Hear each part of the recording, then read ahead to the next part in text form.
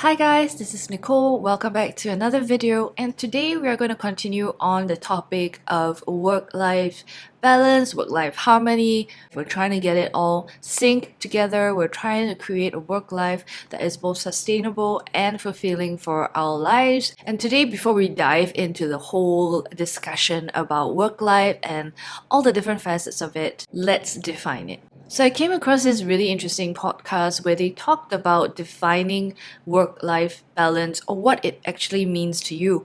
Because, we can dive into a whole lot of discussion, but if we all have different definitions of the premise of what we believe to be work-life balance or work-life harmony is, then we're going to be discussing about very, very different things.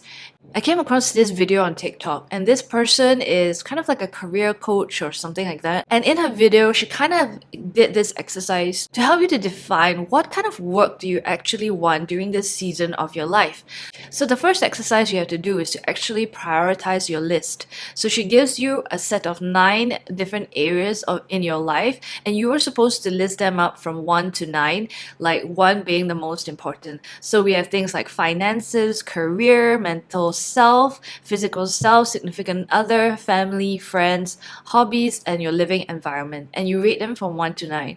And she kind of said, like, yeah, you don't really want to rate your family members and significant others anywhere, but just be as honest and as accurate as you possibly can in this list. Things must be numbered from 1 to 9. And if you want to try this, you can pause this video right now, list down your 1 to 9 priorities, and come back and join us.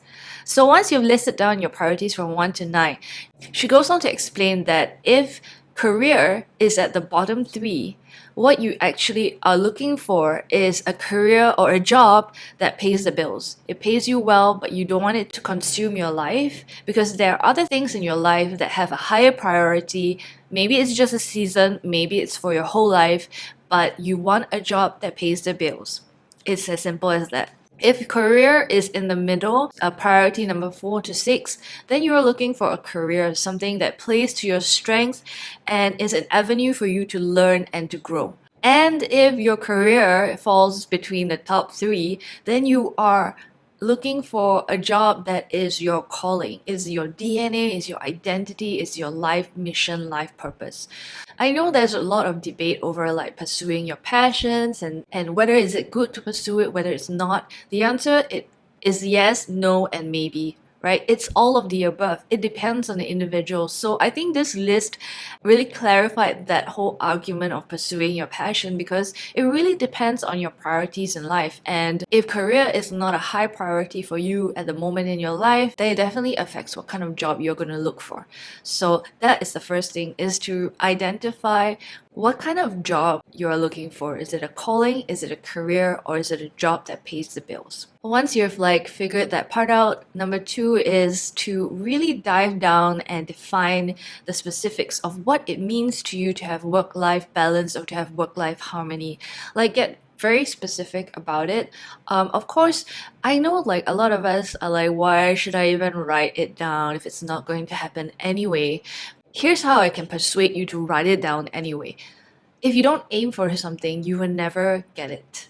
If you don't work towards something, things will always just stay the same. Sometimes, yes, we do have to have tough conversations, and not all the time our requests are going to be met. But if you don't try, you will definitely never get there. So how do you really define what it means in specifics when it comes to work-life balance?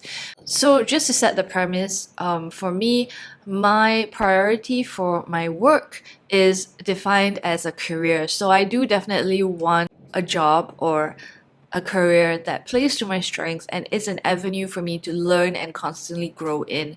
So that is my that is where my job falls or my career falls in the list of priorities from 1 to 9. For me, I feel like work-life balance is when I'm in the flow, meaning when I'm doing my work and I can forget about time. That is ideal to me because being in the flow means I cannot be rushed, I cannot be stressed, I cannot be overwhelmed. If I'm constantly thinking about time and the time limit that I have, then I'm definitely overworked. Another example of defining what it means for me in work-life balance is definitely yes, I have enough buffer time to leave work for the next day. So when 6 o'clock comes, or 5:30 comes, depending on what time I want to finish work that day, I can say, okay, done for the day. I don't have to work all the way to the last minute, or I don't have to overtime, and I can leave the task for the next day because I have buffered enough time for the project. To me, that is really one of the key definitions of work-life harmony or work-life balance to me.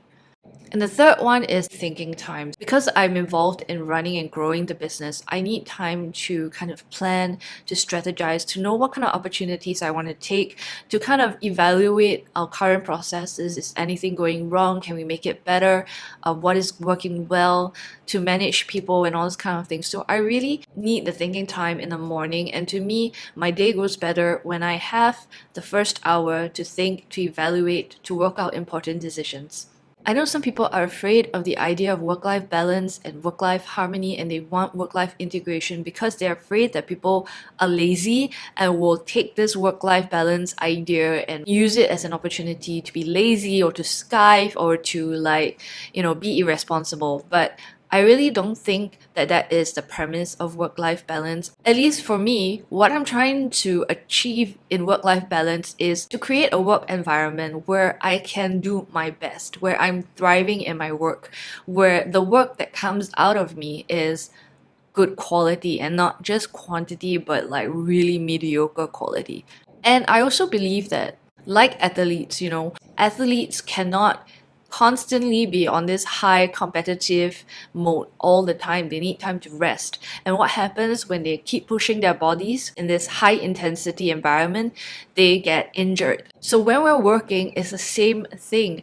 If we keep pushing our bodies, if we keep pushing our mind and our mental state to work at such a high intensity all the time, we will get injured.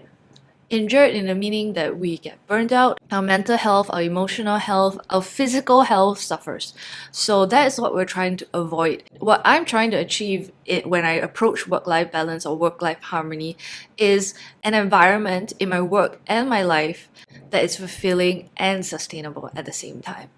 The third thing is to define your values when it comes to work.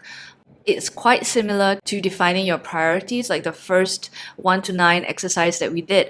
But defining your values is also something that is very important. So I came across this quote that said, "We achieve our inner peace when our schedules are aligned with our values."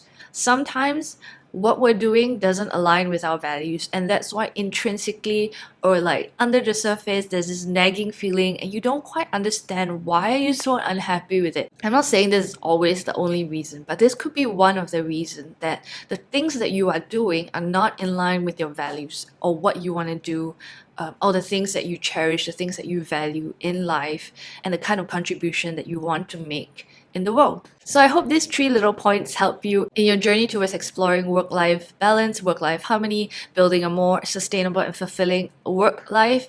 And let me know your thoughts in the comments below. Like and subscribe. I'm being told to say this, why I don't ask people to like and subscribe. So like and subscribe if you love what we're chatting about and would like to follow along. I'll see you guys in the next video. Bye!